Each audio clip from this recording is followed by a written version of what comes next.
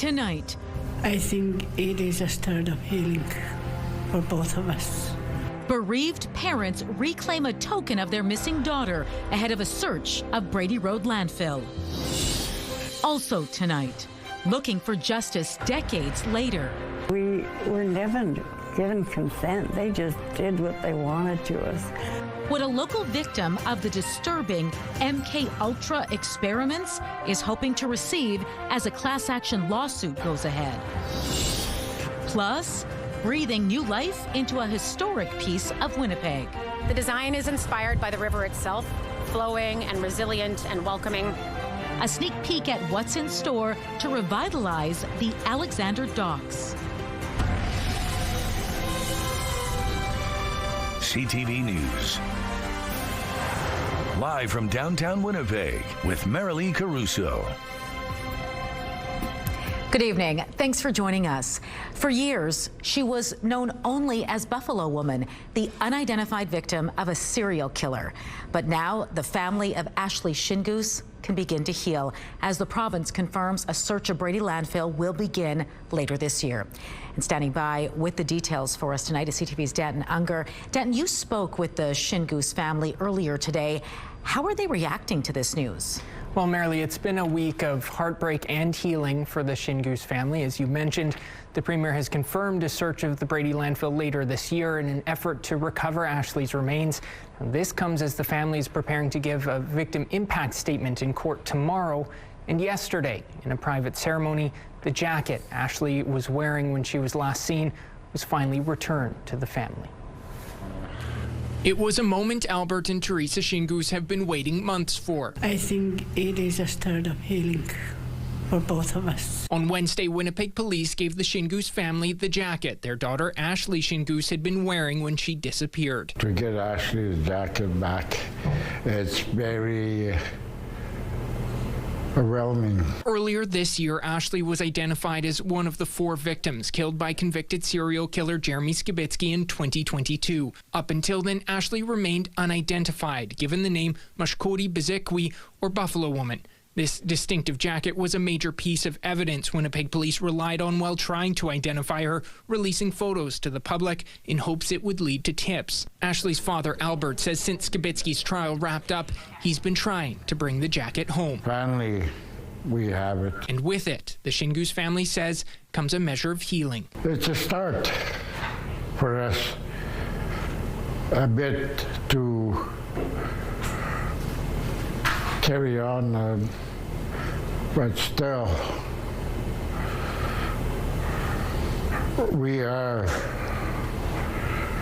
still looking forward to bring Ashlee home. And now that is one step closer to reality. The Brady landfill search is moving ahead. Premier Wabkanu confirmed Wednesday crews are in the test phase to search the Brady landfill where Ashlee's remains are believed to be. We're doing the legwork so that the search can proceed later on this year. This all comes as the Shingoose family prepares to give their own victim impact statements in court, an opportunity they never had during Skibitsky's trial. I wanted to talk to that Skibitsky in person and tell him how it feels,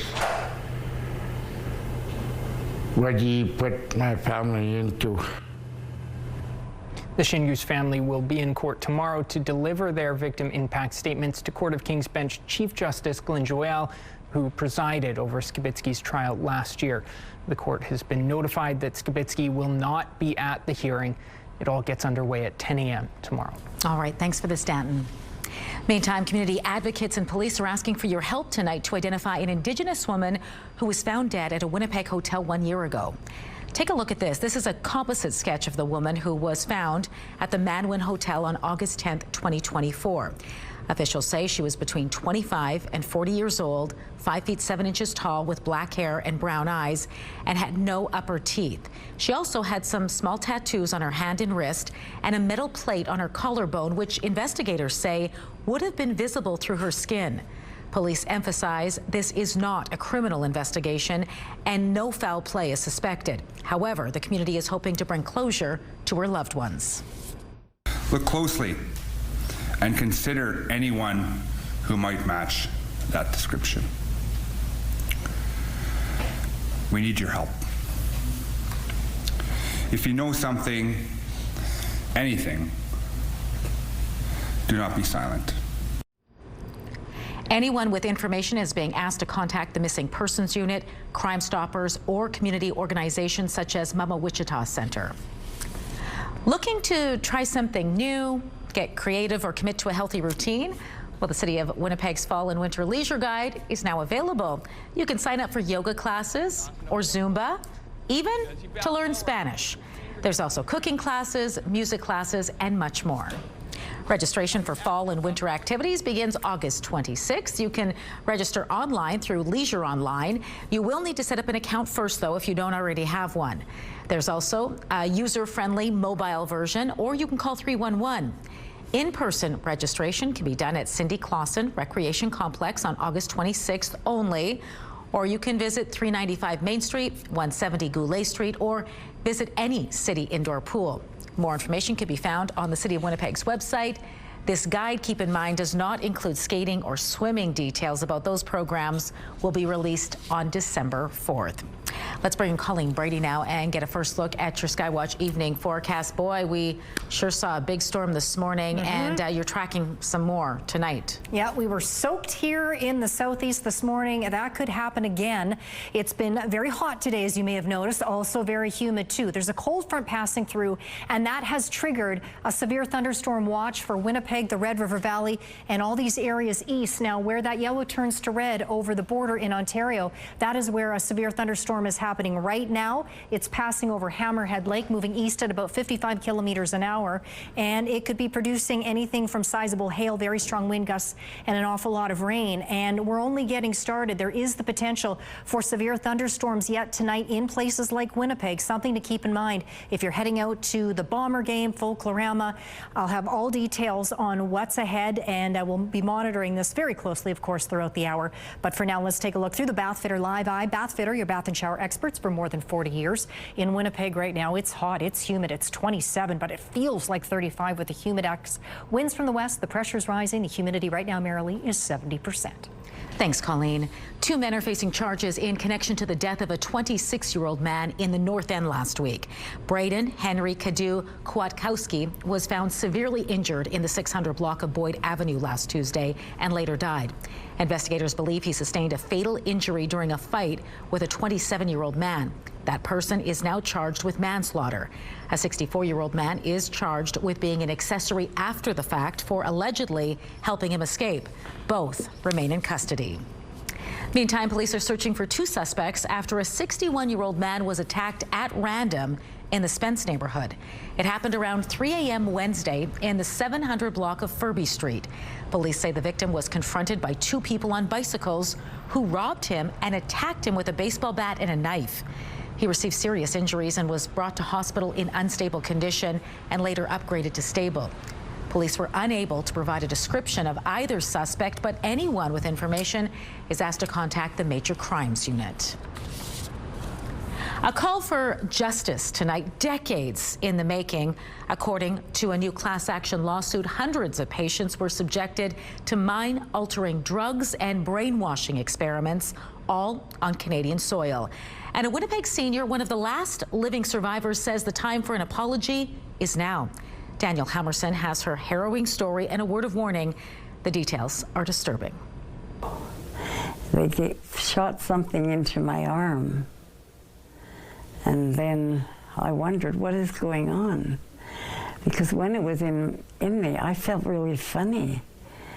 I was scared. Lana Ponting was just 16 years old when she was hospitalized at Montreal's Allen Memorial Institute on the campus of McGill University. She was admitted by her parents to the psychiatric hospital in 1958 after she ran away from home several times. I had behavior problems like any normal teenager, and I guess they thought putting me into the Allen would help me and help them. The now 84-year-old who lives in Winnipeg spent a month under the care of psychiatrist Ewan Cameron. I've been sick all my life because of what they did to me, and Sometimes I wake up in the night and I'm screaming. Unknowingly, Ponting was a part of the infamous MK Ultra program, a Cold War-era CIA project partially funded by the Canadian government. Ponting says she was forced to take drugs like LSD and subjected to a series of mind control and brainwashing experiments. We were never given consent. They just did what they wanted to us. We were guinea pigs. In late July, a Quebec Superior Court judge authorized a class action lawsuit against McGill University, Montreal's Royal Victoria Hospital, and the Government of Canada. Ponting is a representative plaintiff in the suit, which alleges hundreds of patients like her were subjected to experiments and not even aware of it. What scares you more, what you can remember or what you don't know that happened? What I don't remember. What did they do? Ponting says Ottawa needs to apologize for the harms done, and the lawsuit is seeking compensation. I don't look at myself as a hero. I look at myself as an 84-year-old woman who will talk. I will not shut up for anyone. Daniel Halmerson, CTV News, Winnipeg. McGill University and the federal government did not respond to requests seeking comment on the lawsuit. We've got some more positive news for you tonight on the wildfire front. The city of Thompson says a major fire burning to the northwest is no longer considered out of control, but is instead being held. Now, as you can see, the blaze is also north of Nelson House, where evacuees have begun to return home. The city says the second fire directly north is still considered out of control due to how close it is to the city. But recent rainfall and fire suppression by crews on the ground have had a big impact. It's a similar story over in Snow Lake, where rain has also helped to tamp down the flames. However, the town says several ice fishing shacks have been destroyed north of the town. And finally, Manitoba Park says Atakaki Provincial Park has reopened to everyone. It notes, though, two major fires do continue to burn in the region, and South Atakaki and Wallace Lake Provincial Parks remain closed. We're getting a look tonight at the vision for a new riverside park at the historic Alexander Docks. It's deeply inspired by the rhythm of the Red River, its grace, its power, and its unending movement. The Forks unveiled the designs today. It envisions a welcoming and accessible space with seating, terraces, improved lighting, recreational access, and areas dedicated for reflection and ceremony. The plan will also see a revitalized active transportation pathway from Stephen Juba Park to South Point Douglas with a new dock and water bus stop. It's about recreating a connection to community. This is a missing piece in an East Exchange puzzle, and being able to offer this kind of incredible waterfront access to Winnipeggers, to visitors alike, is going to be pretty stunning for the city. The design was shaped by consultations with area residents, business owners, and the families of missing and murdered Indigenous women, girls, and Two-Spirit people. The Forks estimates the Alexander Docks redevelopment will cost around $10.8 million, which will be funded through private and government partnerships. Construction could start as early as next summer. 50 years after it closed, the Government of Canada and Long Plain First Nation are honoring the historic significance of the former Portage La Prairie Indian Residential School.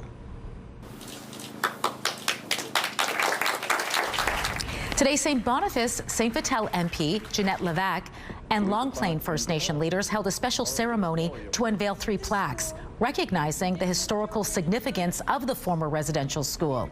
It opened back in 1915, and the building is a rare surviving example of residential schools which were established right across Canada. The residential school system removed Indigenous children from their families and communities, denying them their traditions, language, and culture. Many children were harmed and even died at the school. It serves as a powerful, immersive memorial that honors those who endured the residential school system, safeguarding their stories, supporting survivors and their communities, educating visitors on the impacts of the residential schools. The school closed in 1975. Today, it's the home of the National Indigenous Residential School Museum of Canada. Manitoba is home to one of the largest Ukrainian diasporas in the world, which means there should be a fairly good turnout at this week's Ukraine Kyiv Pavilion at Folklorama. which is where we find CTV's John Hendricks tonight, guiding the choir, it looks like. Good job, John. Yeah, that's right, Marilee. Thank you. Many people don't know that I'm also a conductor in my spare time. You know, I like to do this every so often just to lead people in dance and in song, and now that's what I'm doing right now. And they sound fantastic, I think. Luckily, based on my expert conducting, I'm going to turn it over now, though, to my co-conductor. She's also doing a spectacular job with this choir. And I'm going to walk over and chat with one of the members of the choir. His name is Tom. Maybe, Tom, tell me a little bit about this choir. What's the name, first of all? The choir's name is the Alexander Koshitz Choir. We've been in existence since 1946, and next year will be our 80th anniversary. We were started off as the Ukrainian National Federation Choir, and name was changed to the Alexander Koshitz Choir in 1968 to commemorate the maestro Alexander Koshitz, who is buried in Winnipeg, and the choir is in its name, in his name. You sound spectacular. Tell me a little bit about some of the music you guys do and the practice that's involved. We rehearse every Thursday at UNF Hall on 935 Main Street, and we do everything from sacred music, liturgical, to folk, and we're planning our gala concert in November or October of 26 to celebrate our 80th anniversary. And it'll be a wide range of folk and liturgical music. I was just going to say, like, what kinds of songs would you be performing? Are they, you were saying, there's a mix. Right. Well, at Folklorama, because people like the upbeat songs. So these are very folk village songs, folk songs that people like, toe tapping songs. And this is what Folklorama is all about. People love to come and be entertained. So this is songs that people will enjoy, and there are folk songs. Marilee, they definitely will enjoy these songs. In fact, I am enjoying it myself. So I'm afraid I'm going to have to send it back to you. I got to get back and get the choir ready to go. We're getting all warmed up right now, and they're sounding fantastic already. But I think with just a little bit more practice with myself at the helm, things will be even that much better. So I'm going to send it back to you. All right, don't let us stand in your way, John. You get back to work. Boy, they sound good. Well, prepare for some turbulence if you plan to fly on Air Canada. It's simply not the kind of system that we can start or stop at the push of a button. The looming flight attendant strike threatens the travel plans of hundreds of thousands of people. When we return, what you need to know if you're one of those ticket holders. Manitobans are shouldering more debt than they were a year ago. This according to credit agency TransUnion, which says the average debt load in our province in the first quarter was $21,200, not including mortgage debt. That's up 3.9% from the same time last year, but is still the lowest in the country.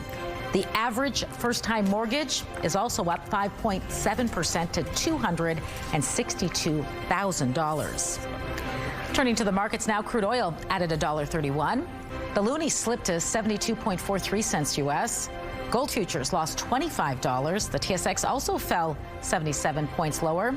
The Dow Jones and NASDAQ both closed mainly flat. 2.4 million Canadians live in a multi-generational household. The data of households with 3 or more generations of the same family comes from the 2021 census. It shows half of all multi-generational households live in Ontario. Manitoba has the 5th highest number. Multi-generational households are most prevalent among South Asian communities, and 1 in 10 are Indigenous. Of those, the number is higher among Inuit populations and lowest among Métis.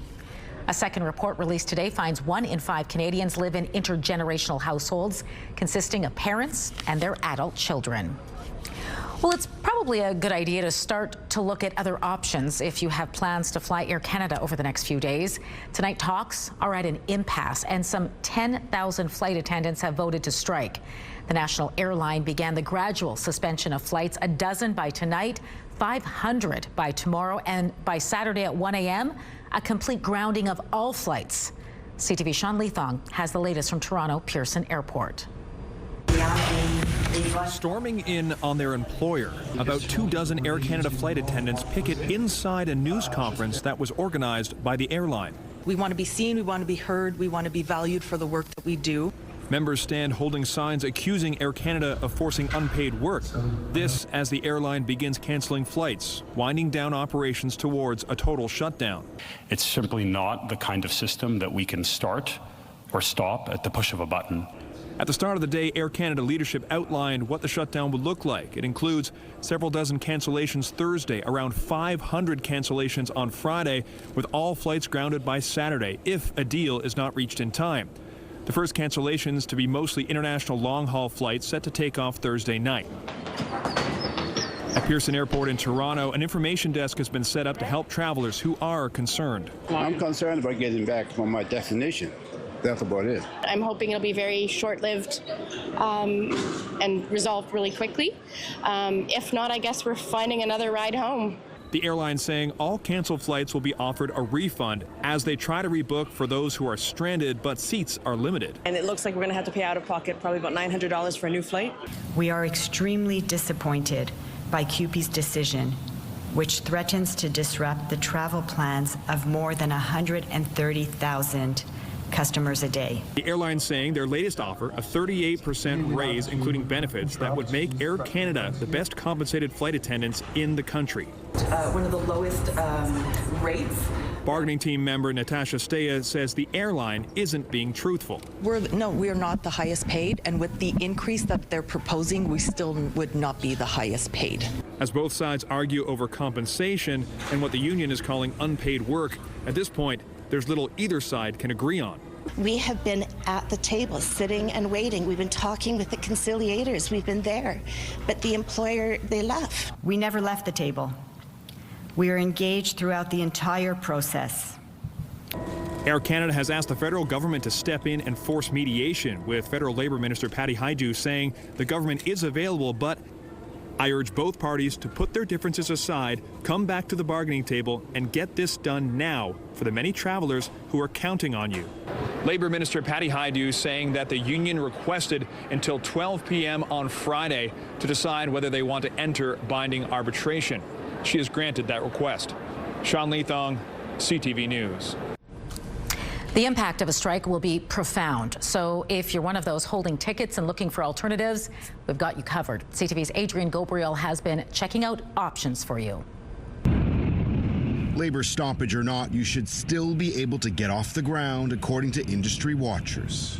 If you already have an Air Canada ticket booked and paid for, then Air Canada has to buy you a ticket. In the case of an active strike, which is classified as outside an airline's control, large companies such as Air Canada are required by legislation to rebook customers on a new reservation for the next available flight that is operated by any carrier. Any carrier means any airline, including but not limited to the airline's competitors. On their website, Air Canada says customers whose flights are cancelled will be notified and they will be eligible for a full refund. Air passenger rights advocates are advising customers against accepting a reimbursement. One important thing to remember is do not accept a refund.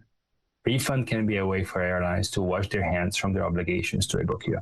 If you don't have a ticket and are looking to book travel in or out of Canada over the next several days, you might be in for a shock. The cheapest round-trip ticket departing Toronto tomorrow and returning from Vancouver next Friday costs more than $1,300. The same week-long round-trip ticket leaving September 5th, returning September 12th, is going for as little as $273. It all comes down to supply and demand that influences strategic pricing by the airlines. Last-minute ticket prices, which always tend to be higher, and a substantial sudden increase in demand that is pushing prices up due to what might be a strike at Air Canada. Again, if your flight is canceled by Air Canada, they're obligated to purchase you another ticket to your destination. If they refuse, consumer advocates say you could purchase one yourself and flip Air Canada the bill. Adrian Gabriel, CTV News, Toronto. The Assembly of First Nation calls it an important milestone. Compensation payments have begun for some claimants in a $23 billion child welfare case. The settlement with federal government affects more than 300,000 First Nations children and their families. It's meant to provide compensation for Canada's chronic underfunding of on-reserve child welfare services. More than 40,000 claims have been received, but there are still many more eligible claimants who haven't yet submitted applications. Ontario is allocating up to $1 billion of loan support for businesses in the province's steel, aluminum, and auto sectors as the province tries to bolster those hardest hit by Donald Trump's tariffs. Ontario's finance minister made the announcement at Queen's Park yesterday. He says the funds from the province's Protect Ontario financing program are specifically designed to address businesses impacted by tariffs only after they've exhausted all federal tariff support programs. Wildfires have prompted a state of emergency on Vancouver Island. Up until yesterday afternoon, we were looking at this fire as, heading the other way, growing away from the community. So this was a big shift. Port Alberni and a nearby First Nation have declared a state of local emergency as a massive wildfire approaches. People have been told to be ready to leave their homes at a moment's notice. The fire covers about 21 square kilometers, which is about the size of the city of Victoria, and is considered out of control. YouTube is rolling out a new policy aimed at keeping kids from accessing age-restricted content.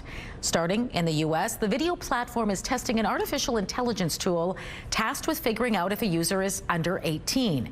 YouTube will analyze factors such as how long an account has been active and the types of videos being searched for. Suspected minors will see restrictions placed on what they're able to access in a move panned by privacy experts. Adults who are improperly flagged will have to prove their age using a credit card, ID, or selfie.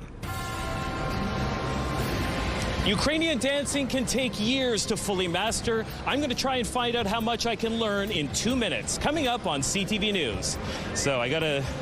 Okay, so first what you gotta do, you're gonna hold your arms out in second position like this. All right. Can't wait to see how that unfolds. As for how the long-range forecast will unfold, well, we get back to cooler temperatures, cooler relatively speaking tomorrow. That continues on Saturday to start the weekend. Sunshine, 21 degrees, up to 25, the normal high for this time of year on Sunday. More cloudy, some sunshine possible in the morning. Mix of sun and cloud Monday, 26 degrees, 27 and sunny Tuesday. More sunshine Wednesday and more heat, up to 29 degrees. Intense rainfall are also possible. Take cover immediately if threatening weather approaches. Please consult local media for more information.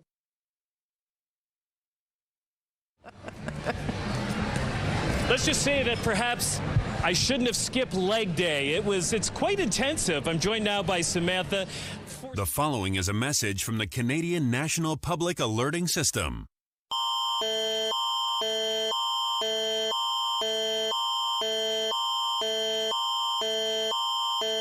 At 6:30 p.m. Central Daylight Time Thursday, Environment Canada has updated a tornado warning for southeastern Manitoba.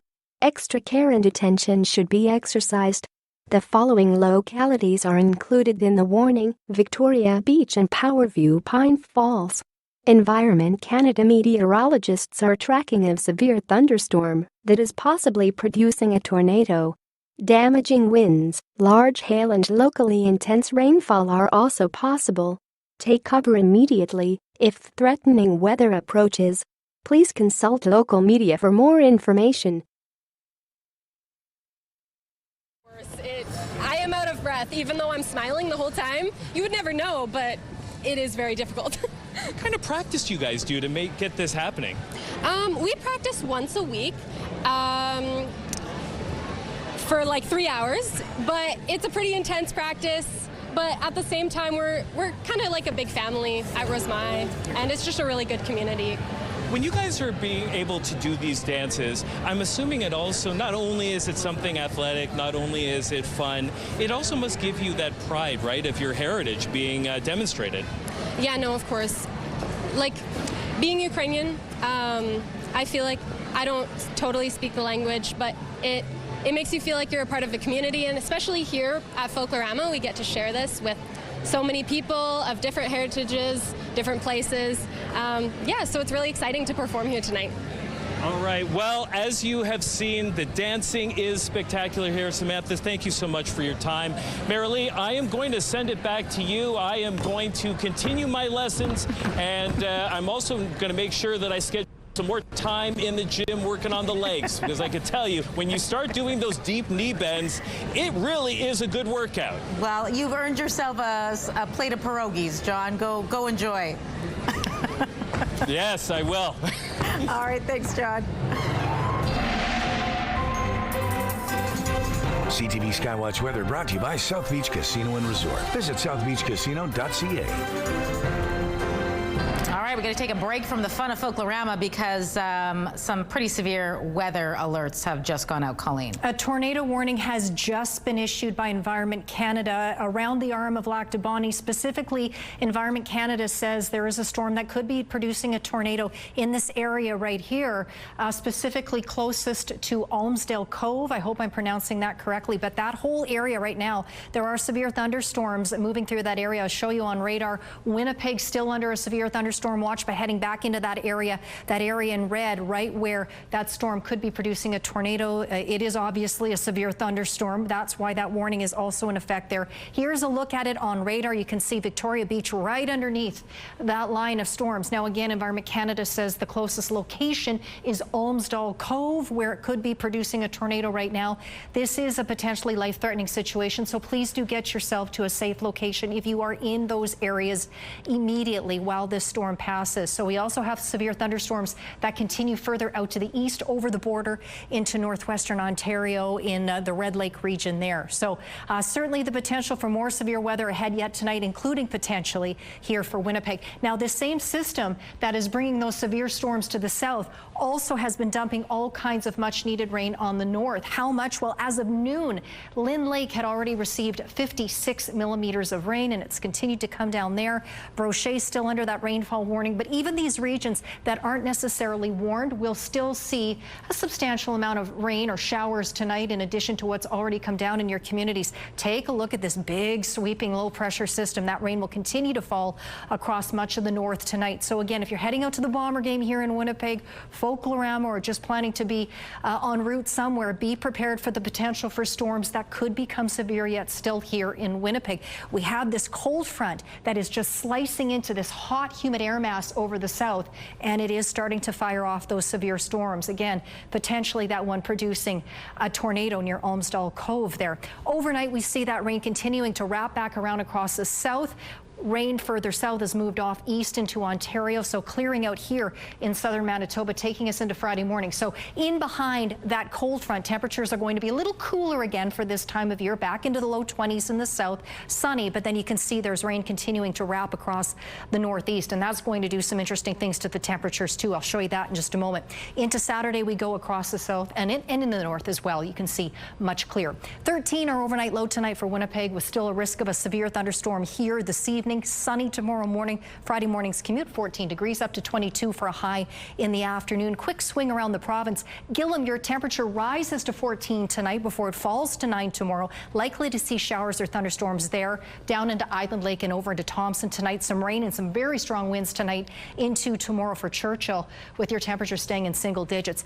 In the northwest tonight, best chance of showers will be under that rainfall warning up in Lynn Lake. Norway House 2, some strong winds there, down to 9 degrees. Flin Flon, a mix of sun and cloud with the chance of showers tomorrow. 14 degrees. Still more rain to come for you further north in Lynn Lake. In the southwest tonight, Brandon, Neepawa down to 9. Just a few clouds there. 10 degrees overnight for Dauphin. A mix of sun and cloud across the southwest. West highs between 18 and 21 degrees. Winnipeg in the southeast, again, there's the potential for severe thunderstorms in Winnipeg. They're happening to the east and northeast of the city right now. Sunshine tomorrow with highs for the most part in the low 20s, and in northwestern Ontario, showers likely with with thunderstorms tonight too. Overnight lows 17, 18 degrees. And then tomorrow there's a chance of showers in Kenora and Dryden. Otherwise a mix of sun and cloud up to 23 there. Hotter and windier and sunnier in Fort Frances. Now the storms went through Bird Lake this morning as well. And take a look at that gorgeous shelf cloud. That photo is from Xavier. That was earlier this morning.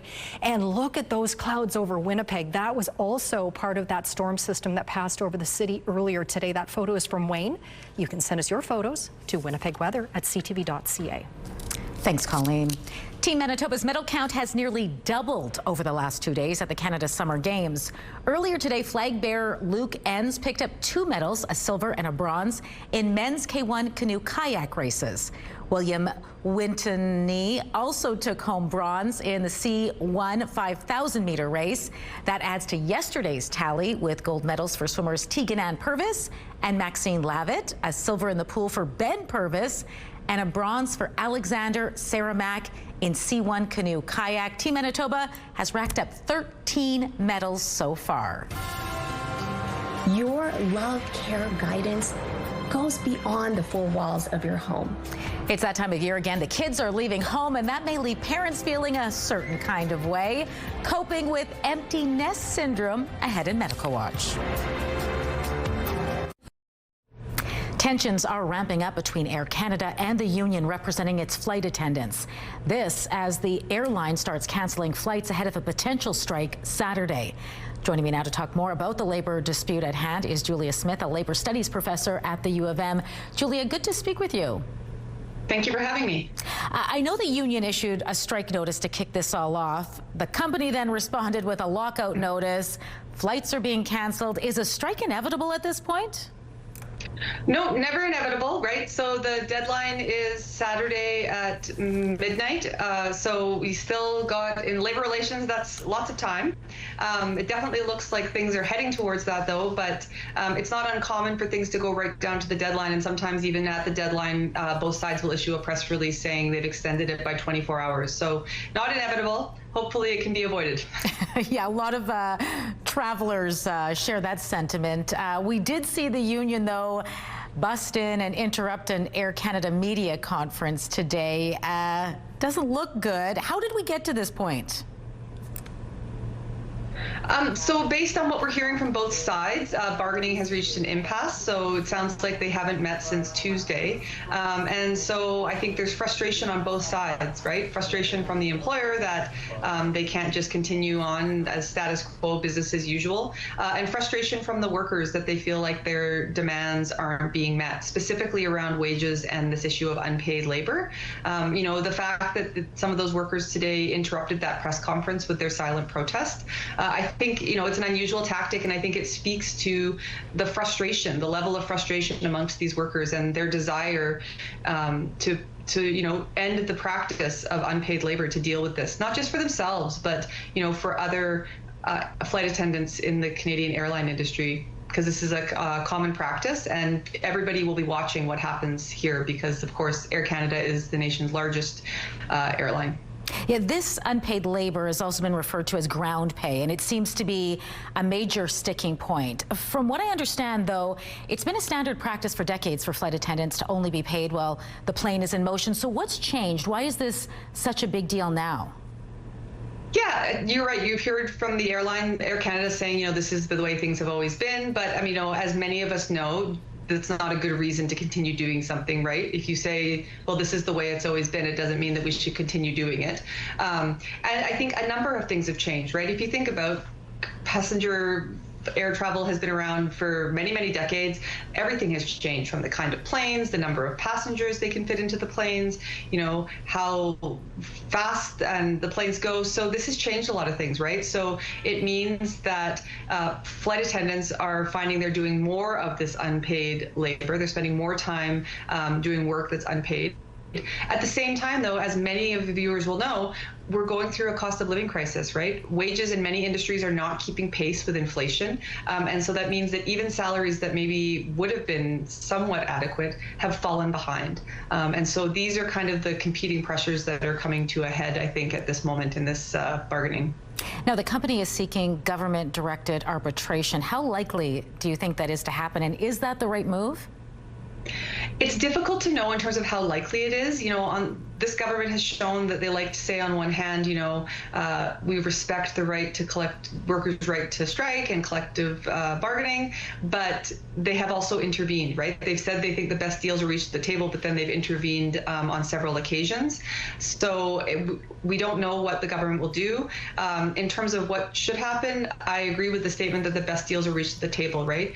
We can look to the recent example of Cup W, the postal workers strike, where there was a government intervention, right, ordered an end to the strike and kind of a report that was issued. And now we're back basically where we were less than a year ago with another possible strike, because the issues don't get dealt with, right? And this is why the union is pushing back, because their concern is that oftentimes binding arbitration will just kind of go based on past precedent and what's kind of the status quo in the industry. And in this case, you have a situation where the flight attendants are trying to actually change that status quo. They're trying to end what has been, they say, an exploitative practice in this industry. And so they're really pushing, and they're willing to go on strike. I mean, that's what people forget. This is a huge, workers don't take this lightly. They risk a lot by going on strike, but they're hoping that they can win a lot by doing this.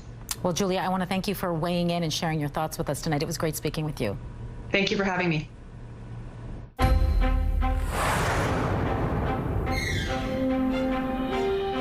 Back to school can not only be stressful for students, but also for parents. If your child is leaving home for college or a new job, it can sometimes lead to what is commonly called empty nest syndrome.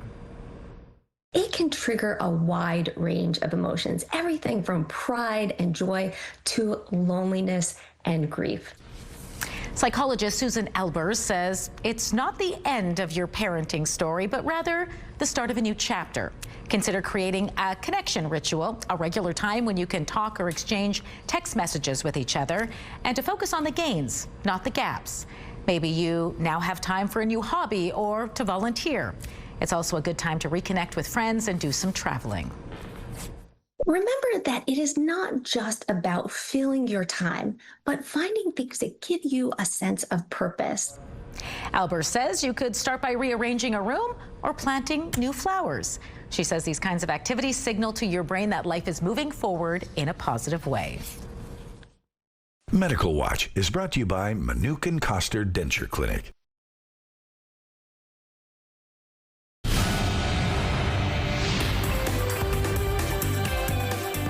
Spotlight, sponsored by the Casinos of Winnipeg, presenting Brett Kissel.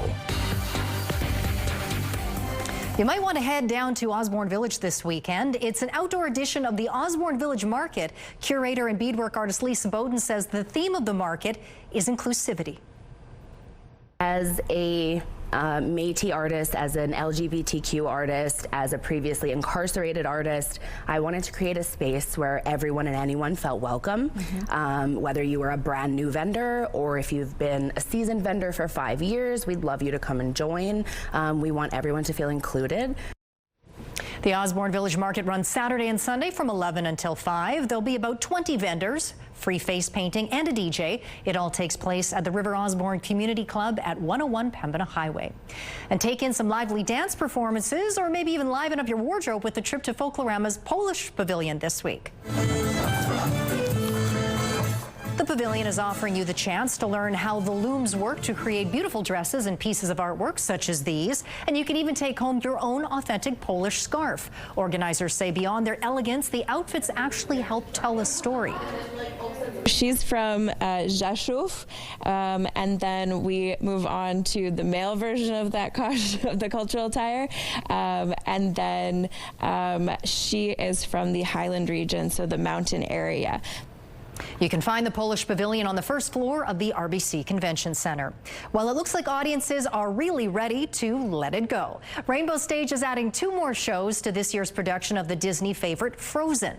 They are an evening performance on August 26th and an afternoon show August 27th. The theater company says all the other matinee shows are now sold out, but there are still evening tickets. Just head online to rainbowstage.ca.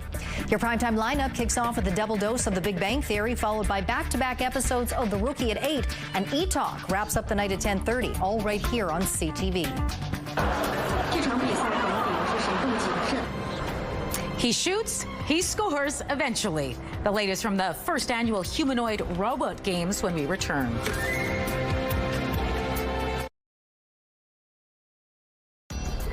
Women's clothing provided by RW & Company. Salon services provided by S&T Spa Salon. That tornado-warned area has now expanded. Now, Environment Canada says at this point there is a severe thunderstorm passing over the Powerview Pine Falls area that could be producing a tornado. But you can see it's quite a stretch here, this area that is tornado-warned right now. But again, the Powerview Pine Falls area, it seems to be the closest place that Environment Canada is identifying right now that could be producing a tornado. Again, it's a life-threatening situation. Get to safety immediately if you're in that area. Quick look at the 7-day forecast. Still a risk of a severe thunderstorm here in Winnipeg. We are still under a severe thunderstorm watch. Sunny and 22 on Friday, 21 in the sun on Saturday, cloudy on Sunday merrily. Then we heat up day by day through to the middle of next week. Thanks, Colleen. A glimpse into the future of sports kicked off in Beijing with the first humanoid robot games. It was a rough start to this soccer match, with one machine malfunctioning and having to be carried off the field. Oh. Yeah, that wasn't planned. Here they are testing their speed in track and field. Weird. And also showcasing some choreography and musical performances. They got John Hendricks has got them beat there, though. Absolutely. More than 500 robotic competitors from 16 countries will showcase their talents over the 3-day event. I am. The future is here, folks. Yeah, I don't think so. I think, you know, say the good old days. Let's stick with the human sports for sure. We'll try. Right. I don't know if we can. That does it for us tonight. Have a good evening. Stay safe. Keep your eye to the sky if you're in those tornado warning zones.